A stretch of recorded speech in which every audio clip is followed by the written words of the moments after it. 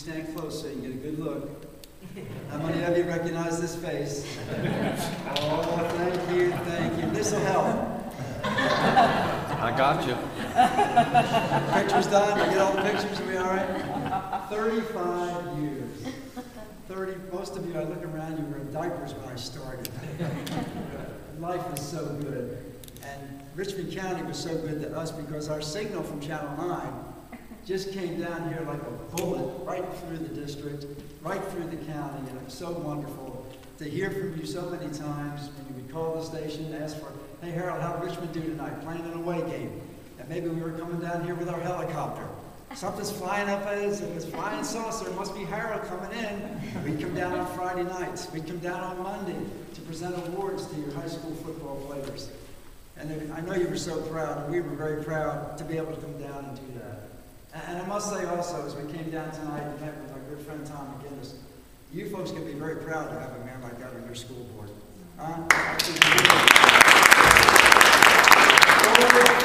Forward thinking. And I love what he said about the dropout rate. I'm big on that as well. It's alarming in our state. It's alarming across the country.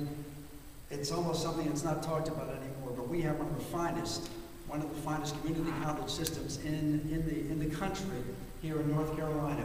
And if we can direct those kids, as teachers see them, the potential there to get them from dropping out to dropping in, get them involved in a program that can help them, educate them, give them the confidence, give them the self-confidence to get out of this world, the business world. Think about it.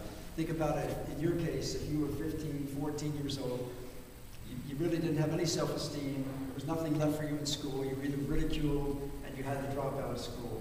How would you feel? Where would you be today? That wouldn't happen. And folks have been so good to me down here. My friend Cooper as well, our daughter and my daughter are in the same areas together. We developed a wonderful relationship over the years. But as time goes by, we have to move on. We have to move on. And now it's a new career. It's a new opportunity for me. And I'm asking for your help as I take the next journey, the next step as well. You've watched me for 35 years. I think you know me. I think you trust me. I think you know the kind of person I am. I don't think you picked up your daily newspaper or picked up a paper anywhere and saw where Harold was doing this or Harold was doing that. I really did the best I could over the years to help people and to do the kind of job that you folks would look at and say, you know what, Harold's like a member of the family. And that's what so many people would say. Harold's coming into our house, he's a member of the family. You don't invite somebody to become a member of your family unless you feel good about them and unless you trust them. And I thank you so much for that. But the next step will be, hopefully, your congressman in Washington. I'll take your values with me. I'll take the way you feel about life, the way you feel about God, the way He has blessed all of us in this great state of North Carolina. The great state of North Carolina has been good to so many of us, but we need to keep it that way. But what we see in Washington right now is just not good. It's just not good. We see our future of our children being mortgaged. We see the arrogance. Is anybody listening? How many of your friends have lost a job here over the last 6 months? And you've looked around and said, look to Washington for any kind of help. Not so much of a handout, but just saying, can we get some help up there? No, we've been beating the health care up for the last 12 months. Beating and beating. And then Nancy Pelosi, if you're a small business owner, you get up every day with a helmet on because she's going to be beating you over the head with something. Either taxes, she's going to belittle you, she's going to criticize you. If she waves that hand, something bad's coming. Something bad's coming. Where's Nancy? Get out of her way, folks. Nancy, you're a grandmother. Act like it. I think she's got 6 grandkids. You think they claim my grandma? I hope they don't call her what a lot of people call her. Now, that would be bad. But one of the first things I'd like to do as a congressman, a freshman congressman from the great state of North Carolina in the 8th District, as a true Southern gentleman, hold the door open for Nancy, not give her the boot.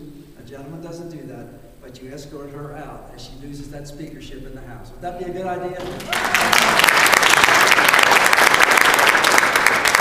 We're looking at so much right now in Washington, the arrogance. Remember the President of the United States. And let's make one thing perfectly clear.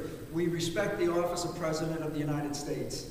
We respect that office. It's the highest office in the land, and we respect it more than any office in the world.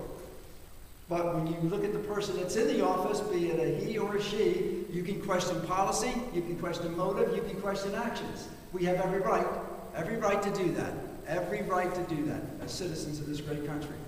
And when the President of the United States on the campaign trail, remember what he was saying over and over again, America, the days of waste and fraud are over. We heard him say it 100 times, didn't we? I will appoint a special committee to oversee spending by the federal government. I will do that. Well, a year has passed. He didn't appoint any oversight committee. And waste and fraud in our federal government, your federal government, your tax dollars in 2009 totaled over $100 billion. What? Is he right? Am I correct? Did I hear that big? Over $100 billion. Where did the money go? We don't know. Nobody knows where the money went. These same agencies got an increase of 5 to 7% in additional funding. Where do we go? What do we do? How do we stop it? Well, we can look at the situation and we can say, do we do nothing? No. Do we sit back and do nothing? That's an option, but that's not us. That's not the way we do business in America. This isn't where we got to be by taking that kind of action. We respond. When we're down, what do? We don't stay down. We don't lay down. We get back up. This is America. This is what we do. Ronald Reagan in 1986. I had one of the greatest moments of my life. I'm sitting at my desk. The phone rings. Ring, ring. Harold Johnson.